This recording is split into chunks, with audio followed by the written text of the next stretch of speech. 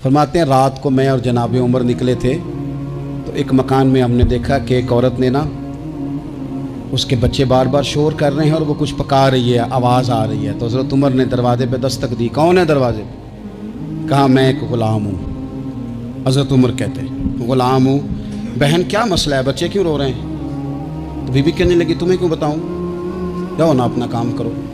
हज़रत उमर ने इसरार किया तो तल्ख लहजे में, उस तल्ख लहजे में बीबी कहने लगी दुआ करो अल्लाह मेरे और उमर के दरमियान क़यामत में फ़ैसला करे। कैसा हुक्मरान है कि उसकी हुकूमत में मेरे बच्चे भूखे सोते हैं। ये मैंने पानी में रोड़े डाल के चढ़ाए हैं, लेकिन ये पेट की भूख ये बड़ी ढाडी होती है, ये नींद भी नहीं आने देती। ख्याल था रो दो के सो जाएंगे, पर सो भी नहीं रहे। हज़रत फ़ारूक आज़म दौड़े गए, घर से सामान अनाज गल्ला कंधे पे रखा। खादिम कहते हैं मैंने कहा कि मुझे दे दें। फरमाने लगे चल तू वादा करना क़यामत में भी मेरे बोझ उठाएगा। कहा हुजूर नहीं, वो तो मेरे बस की बात नहीं। फरमाया फिर मुझे करने दे। दौड़े आए, उस खातून के दरवाजे पर ला के वो चीज़ें रखी। कहा बहन अगर तू पर्दा कर ले तो ये ग़ुलाम ना आज खाना पका दे तेरे बच्चों को। फिर वो घी चढ़ा के चीनी डाल के कुछ सामान पकता था, वो खाना पकाया। ग़ुलाम कहते हैं जब फूंके मारते थे तो दाढ़ी से धुआं निकलता था, आग जलाते थे धुआं निकलता। फिर खाना पकाया, फिर उन बच्चों को खिलाया। फिर हज़रत उमर फ़ारूक रज़ी अल्लाह ताला अन्हु ना थोड़े पीछे बैठ गए तो बच्चों के साथ इस तरह की बातें करने लगे कि वो हंस पड़े। जनाब असलम कहते हैं बच्चे उस बेवा के हंसते थे, बच्चे हंसते थे और उमर रोते थे। जब वो हंसते थे तो फ़ारूक रोते थे।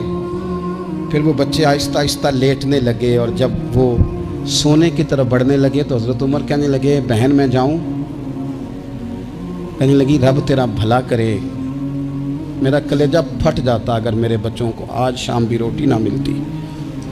तो सैयदना फ़ारूक आज़म रज़ी अल्लाह ताला अन्हु कहने लगे फिर तू मेरे लिए दुआ करेगी? कहने लगी मैं दुआ करती हूँ अल्लाह उमर की जगह तेरे जैसा को नेक आदमी बिठा दे। तो हज़रत उमर कहने लगे एक छोटी सी गुजारिश भी मान लोगी? का क्या? फरमाने लगे कोई ये मेरी खिदमत अगर पसंद आई है तो उमर को माफ़ नहीं कर देती? गलती हो गई, उसे पता नहीं था।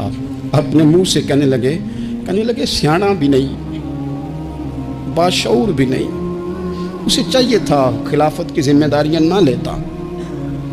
लेकिन हज़रत सिद्दीक ने कहा तो वो मान गया। अगर तू क़यामत में उसकी शिकायत लगाएगी तो बड़ा कमज़ोर पड़ जाएगा, उसके लिए मुश्किल हो जाएगा। तो कहने लगी अच्छा अगर तू इतनी सिफारिश करता है तो जा, मैंने उमर को माफ़ किया। हज़रत फ़ारूक आज़म ने चेहरे से कपड़ा हटाया तो बीबी कहने लगी ओहो आप उमर हैं?